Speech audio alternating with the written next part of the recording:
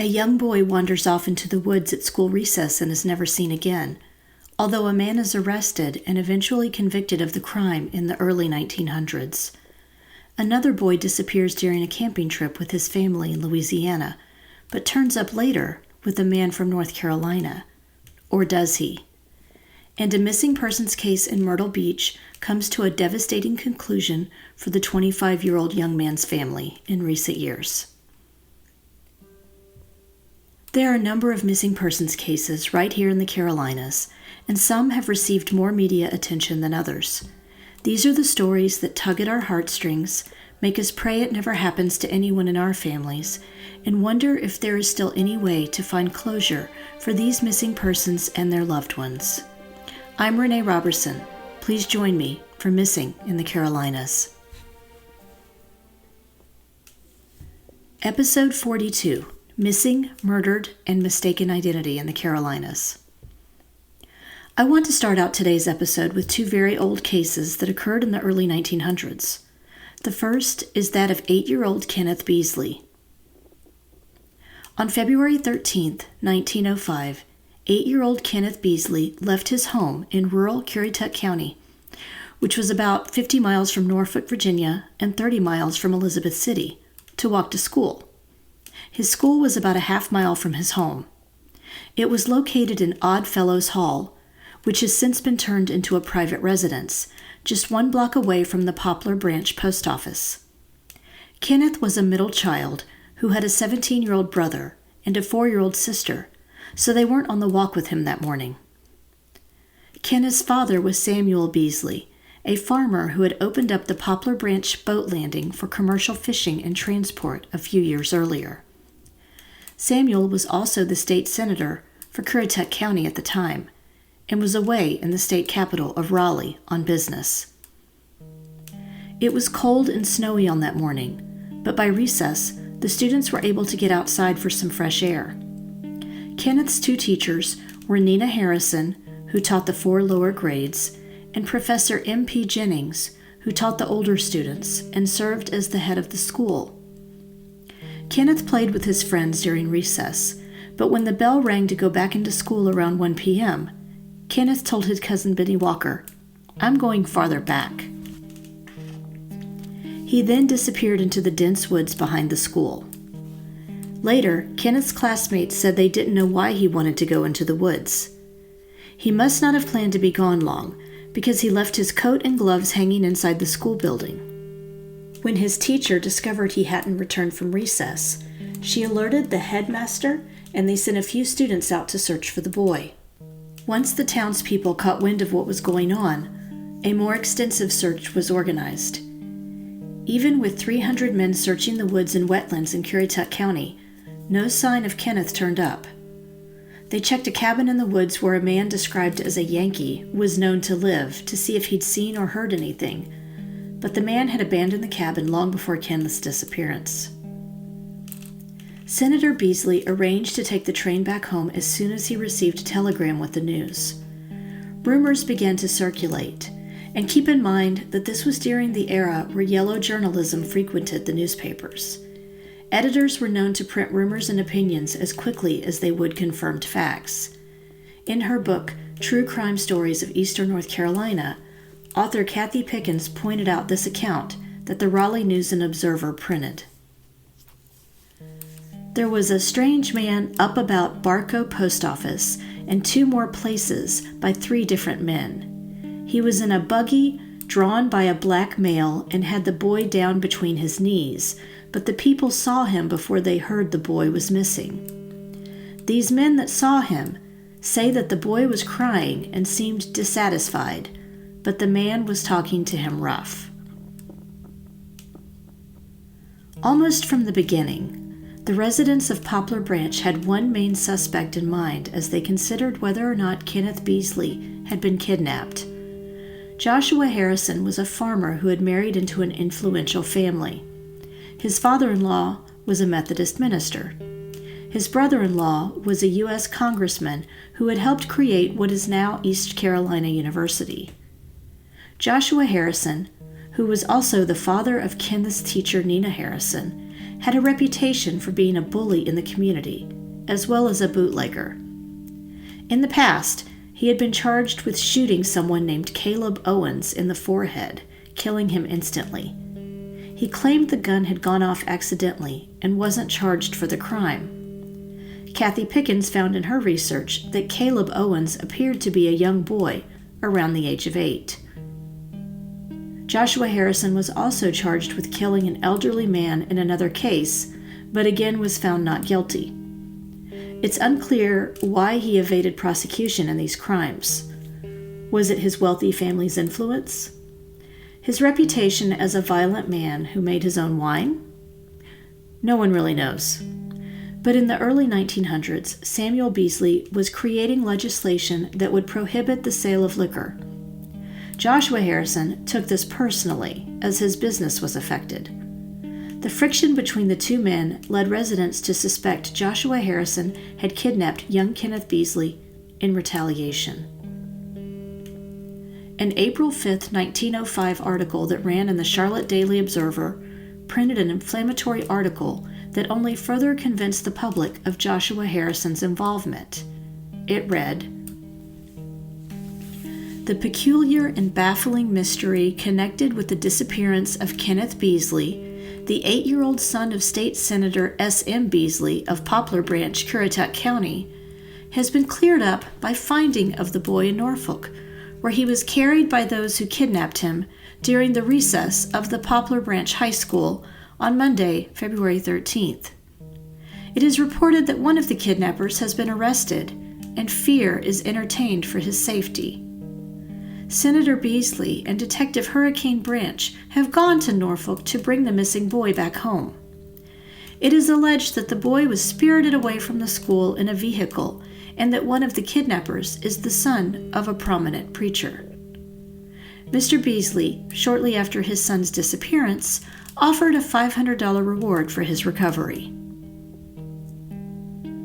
Just a day later, the newspaper had to retract the article, as the Norfolk police in Virginia had no information regarding the location of Kenneth Beasley or any kidnappers. Yellow journalism had struck once again. 18 months after Kenneth Beasley's disappearance, Joshua Harrison was indicted for the crime. While the case was tried in Elizabeth City, many Currituck County residents made the trip to the courthouse for the trial. Joshua Harrison was found guilty, although I have to wonder what the evidence against him was. As he was led from the courtroom, he swore his innocence and said he had no idea what had happened to Kenneth Beasley. Joshua Harrison was released from jail on appeal, but to no avail. He was ordered to prison, but shot himself in his hotel room in the Norfolk Hotel before he could be transported. He left behind a written statement, once again emphasizing his innocence. In 2018, a North Carolina attorney named Charles Oldham researched the case extensively and published a book titled The Senator's Son: The Shocking Disappearance, the Celebrated Trial, and the Mystery That Remains a Century Later. In it, he explores the rumors about the case, as well as the reporting and political climate of the time. He also says he has a theory about what really happened to Kenneth Beasley. I haven't read the book, but plan to add it to my reading list and will link it in the show notes for anyone else who is interested in this case. Here's the synopsis of the book. On Monday, February 13, 1905, 8-year-old Kenneth Beasley walked to the back of his school's playground and into the melting snow of the woods beyond. He never returned. A massive search was undertaken for the North Carolina State Senator's son, and a reward was offered. Despite clues, rumors, and even a ransom note, he was never found. A year and a half later, a political rival hurriedly was charged. Accused of the most bizarre and twisted of plots, he faced a courtroom overflowing with jurors, star lawyers, spectators, and newspaper reporters. The eventual verdict and stunning aftermath would rip apart two families and shock a state, yet leave a mystery unsolved. Now Charles Oldham, attorney by trade, has reopened the case. Using modern research methods and his own legal training, while also investigating the state's political, racial, lynching, and liquor cultures. Oldham has come as close as anyone can to the truth. Before we continue, let's take a quick break to talk about our sponsor. I've always enjoyed writing fiction, but I didn't really get serious about it until I was in my 30s. After submitting to the WOW Flash Fiction Contest a few times, I was thrilled when I placed as a runner-up with my piece titled In the Depths. WOW still hosts a quarterly writing contest every 3 months, and I highly recommend entering it. The entry fees are minimal, and you can also purchase a critique to get feedback on your story once the contest concludes. The mission of this contest is to inspire creativity, great writing, and provide well-rewarded recognition to contestants. The contest is open globally, age is of no matter, and entries must be in English. And the best part is that the contest is open to all genres, from romance to science fiction to thriller suspense to literary fiction.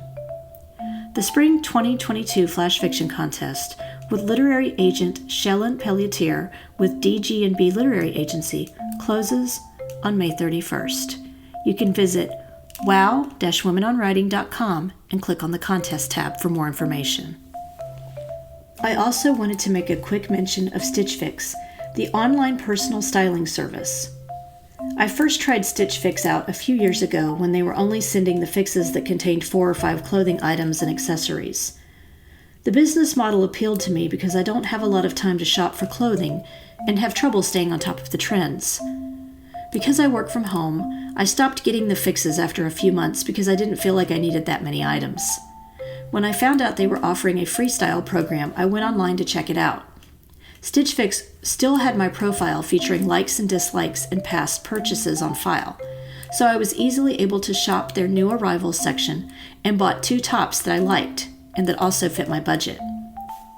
I appreciated how seamless the process was.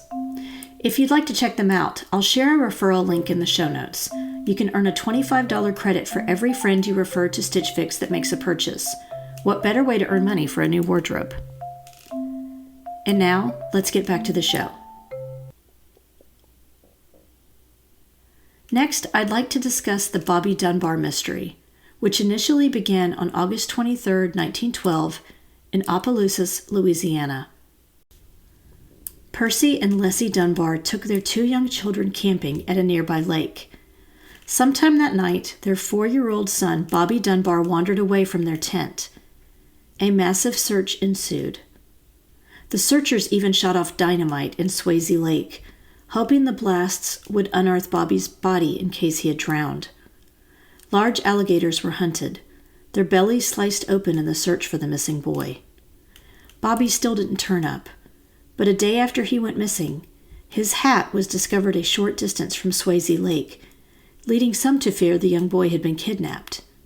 His parents offered a reward for any information about his whereabouts. In their description of their son, they wrote, "Large, round blue eyes, hair light but turning dark, complexion very fair with rosy cheeks, well developed, stout but not very fat. Big toe on left foot, badly scarred from burn when a baby." 8 months later, police stopped a peddler named William Cantwell Walters. He was traveling through Mississippi with a young boy about the same age and general appearance as Bobby Dunbar. They asked for information about the boy. William said Bobby was his nephew, the son of his brother, who'd fathered the child illegitimately with a young woman named Julia Anderson. Julia had worked as a caretaker for William Walters' parents back home in North Carolina. When police tracked down Julia Anderson, she said she'd agreed to let her son, named Bruce, travel with William, but he'd been gone for more than a year. For some reason, she'd never reported Bruce missing. Police still believed the young boy could be Bobby Dunbar, so they contacted Percy and Leslie Dunbar and asked them to travel to Mississippi to see the boy in person. But when they arrived, the boy didn't seem to recognize them, and they weren't so sure it was Bobby either. 8 months had passed, but they were still certain they would have felt more of a connection if he was their son. Eventually, Leslie said she recognized some familiar moles and scars on the child, and they took him back home to Louisiana, where they were greeted by the town with a parade and a brass band. An article that ran in Country Roads magazine reported that a newspaper paid Julia Anderson to take a trip to Opelousas to see if the boy was indeed her son. Bobby and 4 other boys of the same age were brought in one at a time to meet her. None of the boys appeared to recognize Julia, and vice versa. The next day, she requested another meeting with Bruce, undressed him, and said she recognized the moles he had on his body. But by that time, it was too late. Authorities didn't hold a high opinion of Julia because they felt like she had abandoned her son since she didn't report him missing for almost a year and a half. Bobby was settling in with the Dunbars and enjoying the gifts the town had sent him, and he wanted to remain there in Louisiana. William Cantwell Walters was convicted of kidnapping Bobby Dunbar. He was able to get a new trial on appeal, but authorities decided not to try him again, and he was released from jail after serving 2 years. Julia Anderson eventually settled in Mississippi and raised 8 other children, but she always insisted the boy with William Cantwell Walters had been her son. Bobby stayed with the Dunbars, married, and raised a family. He passed away in 1966. But the story didn't end there. According to reporting by Cathy Pickens, Bobby Dunbar's granddaughter received a family scrapbook from her father in 1999. Margaret Cuthright had heard about her grandfather's mysterious journey while growing up in Winston-Salem.